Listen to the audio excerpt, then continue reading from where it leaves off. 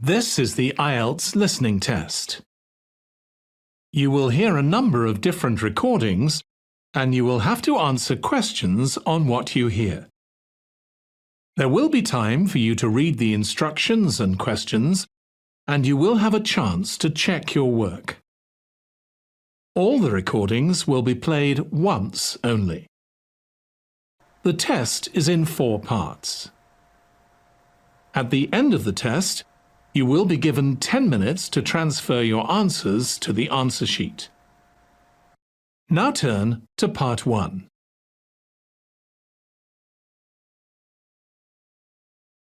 Part 1. You'll hear a telephone conversation between a travel agent and customer. First, you have some time to look at questions 1 to 6.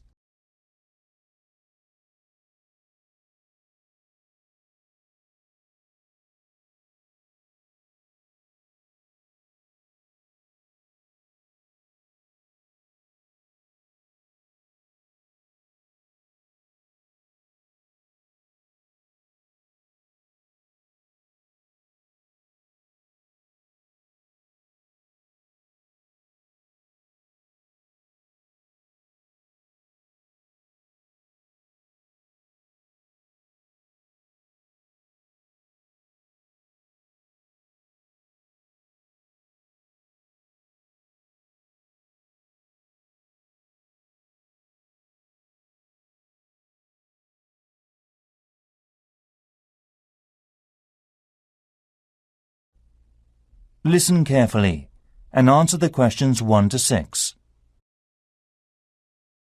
Hello, this is the National Express Transport Information Service Centre at London Heathrow Airport. May I help you? Hi, good afternoon. I'm calling from New York. I'm flying to Heathrow Airport on Friday and I need to get to a town called Bath. Could you tell me how I can get there? Bath, right? Let me see. I think that's about 115 miles west of here. So it'll take about 1.5 hours by train. Wow, it's quite a long way, isn't it? Yes, I'm afraid so. Right. Well, I don't really want to take a coach, I suppose. Can you give me some more information about the discount ticket prices that are available at the moment? OK, how about an express coach shuttle service to Bath? It's faster than an ordinary coach and the ticket price is not that expensive. Can you tell me how much that would cost? Certainly. Let's see, it would be £30 one way or £40.50 in return. Great, that's not too bad. It goes directly from the airport here to Bath and it's pretty fast. But you have to bear in mind that there is only 3 departures a day, such as 9 a.m., 2 p.m. and 6 p.m., so it depends what time the flight arrives. Oh, I see.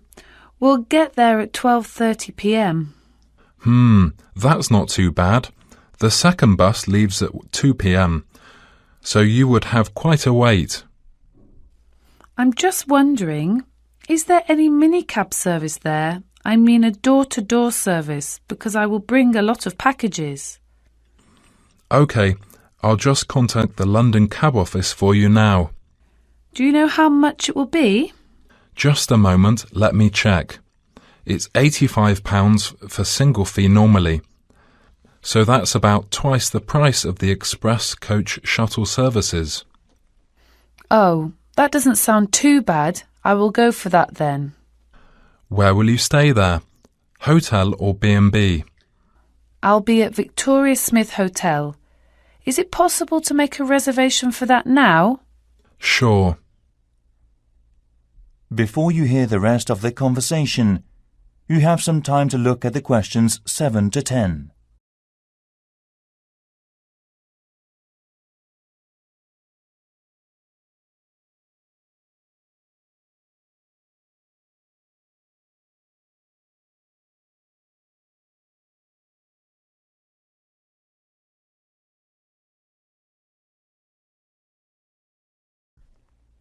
Now listen and answer questions 7 to 10. Right. So what date do you want to book this for? I will arrive there on Friday, the 10th of October. And this is just one person or… 2 people, me and my sister. Right. Your arrival time will be 12:30 p.m. What sort of credit card will you be using? I'm a Visa card holder. Could I have your 16-digit card number, please? OK, let me see. 6606 7707 1212 0008. No problem. And what's your name, please? Olivia Turner. That's TURNNER. OK. Thank you, madam. Could you tell me the hotel address, sir? OK. 115 Victoria Smith Hotel, Trowbridge Street, Bath. And the postcode, please? BA2 6AY. Lovely. Thank you. OK, that seems to be everything. Have a nice trip, madam. Yes. Bye. Thank you for your help. You're welcome. Goodbye.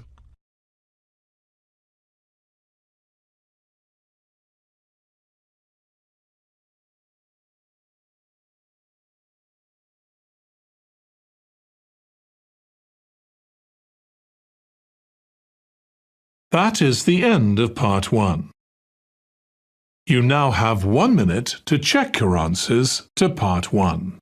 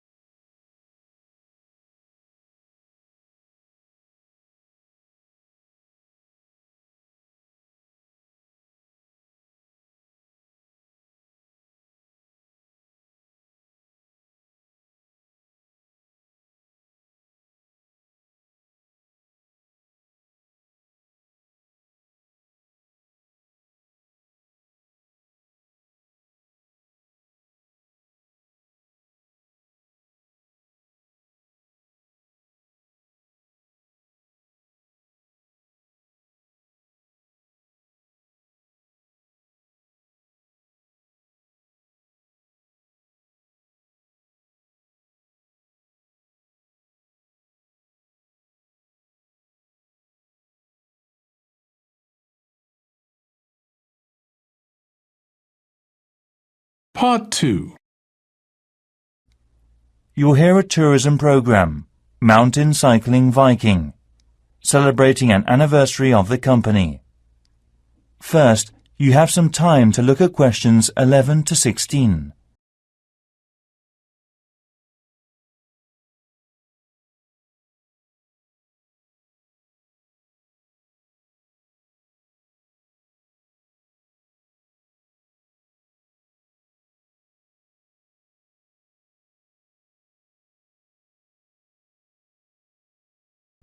Now listen carefully and answer the questions 11 to 16. Thank you for visiting our company, Mountain Cycling Viking. This evening we will be celebrating our anniversary.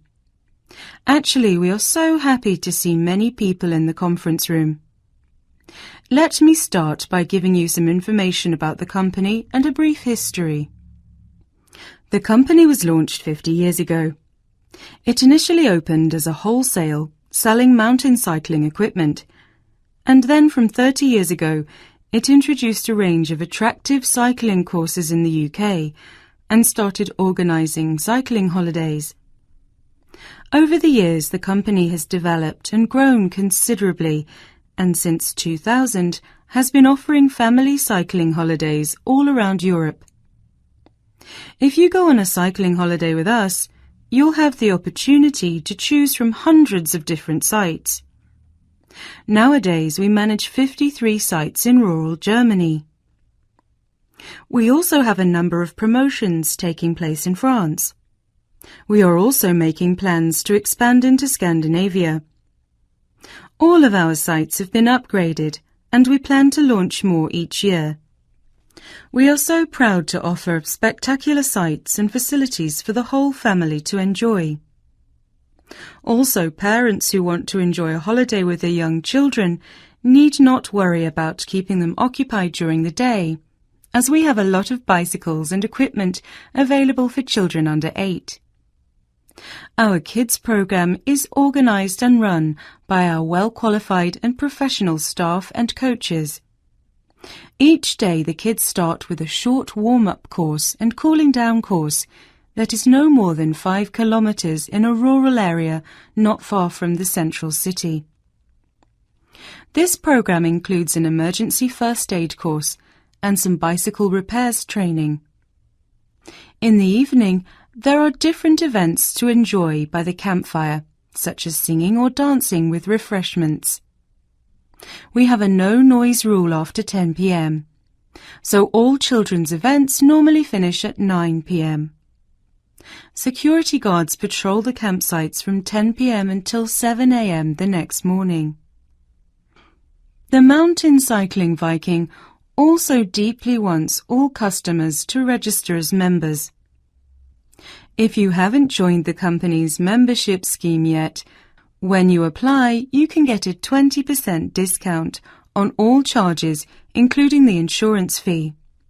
Also, you'll receive the company's monthly newsletter and promotional leaflets. There are many advantages to choosing Mountain Cycling Viking and to recommending it to your friends and relatives. As a regular customer, you'll be kept informed of special events for the holiday season, and the friends who you recommend can get a 15% discount on things such as luxury camping facilities. In return, we'll offer you a souvenir. Before you hear the rest of the program, you have some time to look at the questions 17 to 20.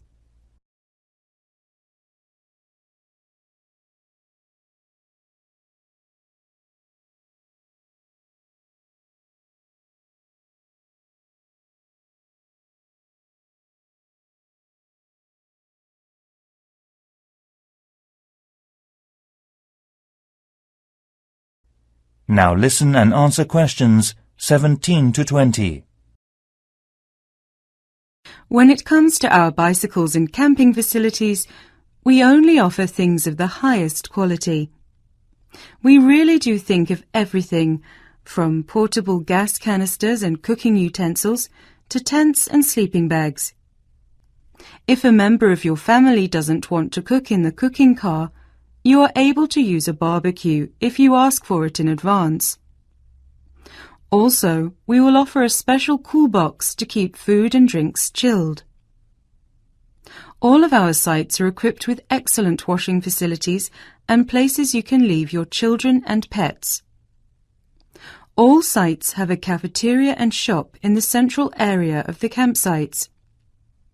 Furthermore, we have a small hospital staffed by 2 doctors and 3 nurses who are very kind and caring.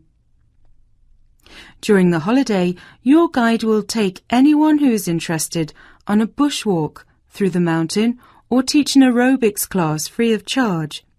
And now, allow me to introduce our president, Mr. David Gear.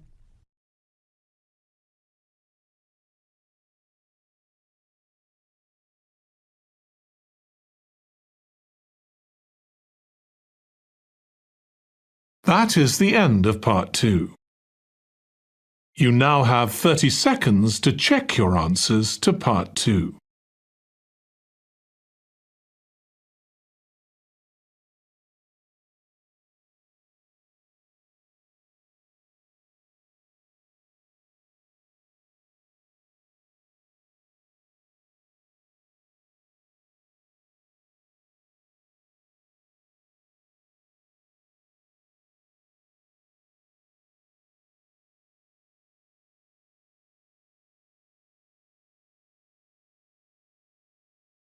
Part 3. You'll hear a conversation between students Robert and Monica, and a tutor about personal marketing. First, you have some time to look at questions 21 to 23.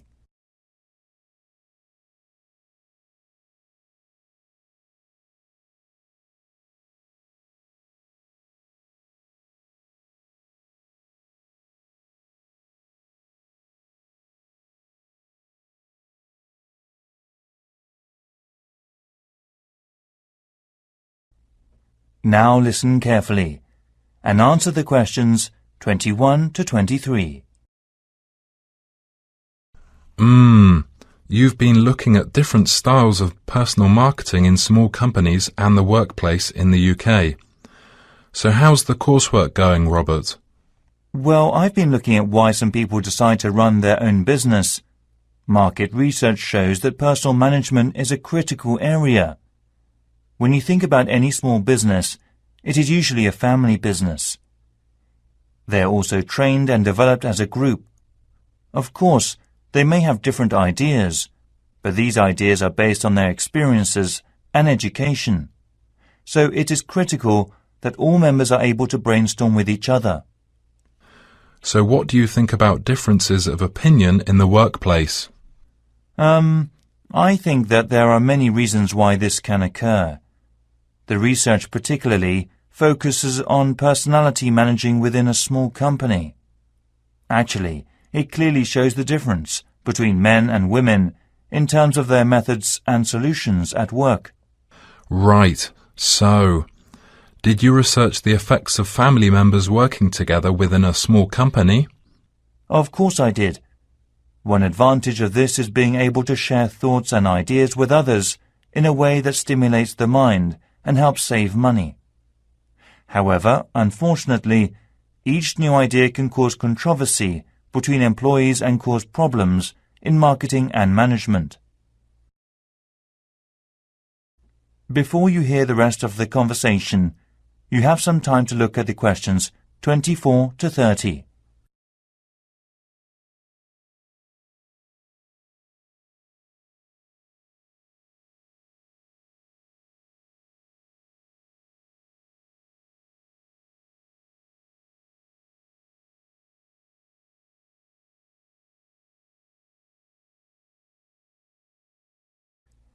Now listen and answer questions 24 to 30. I agree, Robert. Now 2 more things we need to talk about are personal talent and managing it effectively. So, Monica, did you have a perception of different talents among employees? And how do you think it is efficient for employers to work? In my case, teamwork is emphasised in the workplace, so the personal skills of employees can often be overlooked. The thing that employers should be targeting is an acceptance of other views and filter responsibility appropriately. That's right, Monica. However, unfortunately, many top managers think it is too difficult to make a unit when all employees' ideas are put together. I see. That should be the case, but I think one of the hardest tasks for employers is considering the wants and needs of each employee, such as finding ways of cooperating, compromising, and sometimes persuading the employees when they don't accept the target. So it requires creative and broad thinking with other people. So what kind of people do you think are best for these companies? Well, the best solution starts from when the companies are looking for new staff. Of course, the responsibility of the human resource department should be to choose the best staff. Also, they have to learn and research personal management and psychological tests with confirmation of qualifications. It's so essential for them. So, how about if the best team members are overestimated? No, they're not overestimated. You just need to learn steadily if you're working in an organisation. Right. So, how should managers cope with this situation? It's a carrot and stick. If all employees are following the rules and policies of the company, a manager may give them an incentive in order to save time and costs. Also, the incentive can be either a working condition they want to change or money. Great. It's your turn, Robert. How important is it for a manager to be a good performer?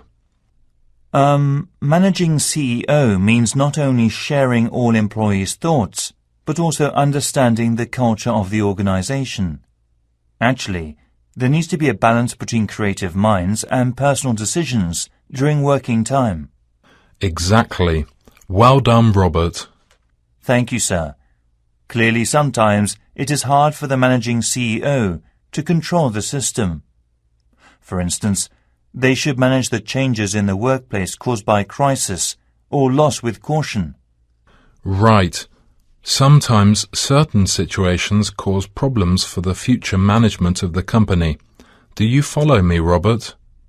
Yes, I do. Actually, I have one more thing to say about high stress levels in the workplace. It takes time for a balance to be found between employers and employees. That's a very interesting idea.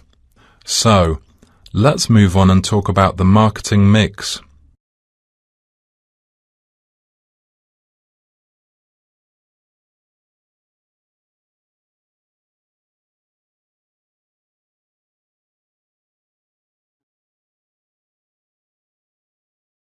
That is the end of part 3.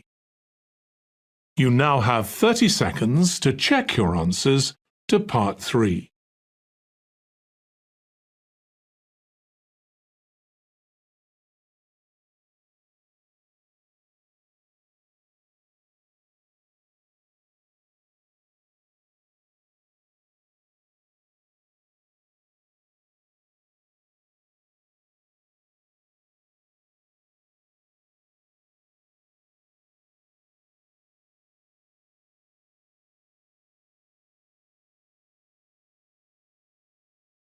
Part 4. You'll hear part of a lecture given by archaeology about art of Incan civilization. First, you have some time to look at questions 31 to 40.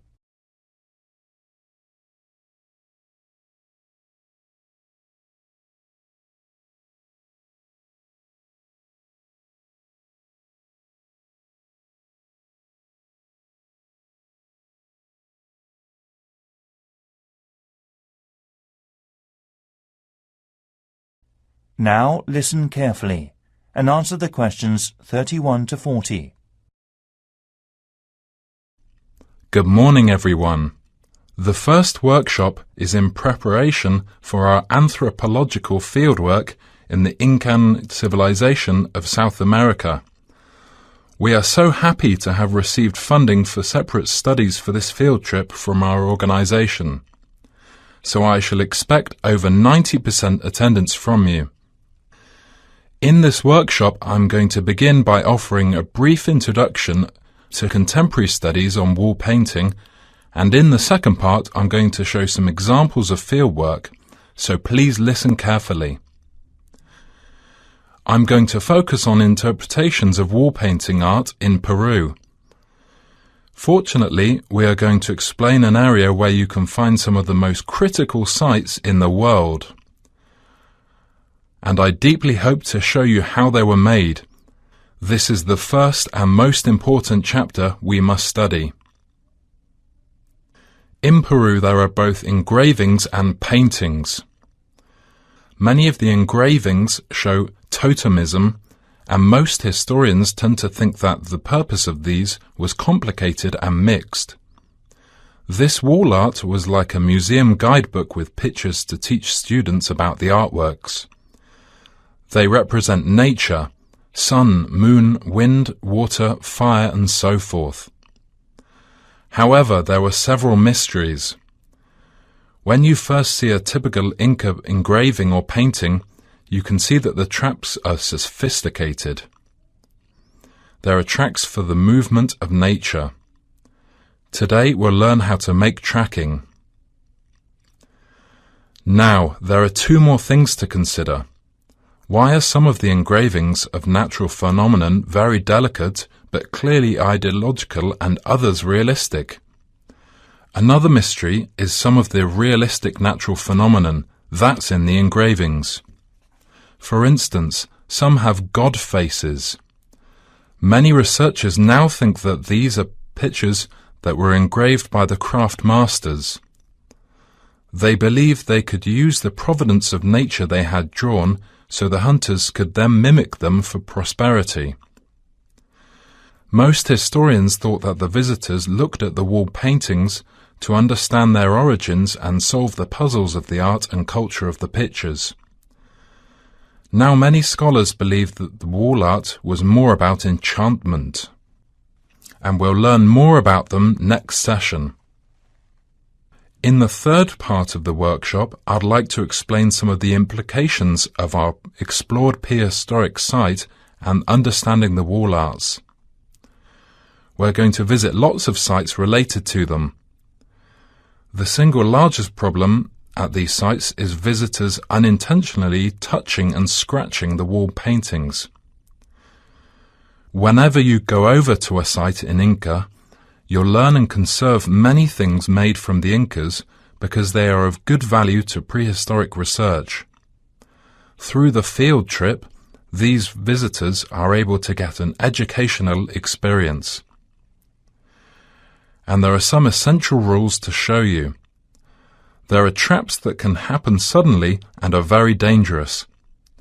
Actually, they were a safeguard against enemies. So you should always follow the information board in the forest with a local tour guide. So, how are we going to feel the wall painting in our field trip? Don't forget, no touching, just leave it. The wall painting is fragile, and it is also a part of Peruvian heritage and a national treasure. This lesson is joining with a local community on the site. They run a special course and a trip around the historical site once a month. Obviously, scratching or touching on the wall paintings can destroy in a moment what has lasted for thousands of years of Incan civilization. Please try to be extra careful and look out for your mates. Look carefully everywhere. And lastly, please don't move any old materials to take a picture. Well, that's about all I want to say, but if you have any questions, please ask them now. Right, do you have any questions so far? That is the end of part 4. You now have 1 minute to check your answers to part 4. That is the end of the listening test. In the Ielts test, you would now have 10 minutes to transfer your answers to the answer sheet.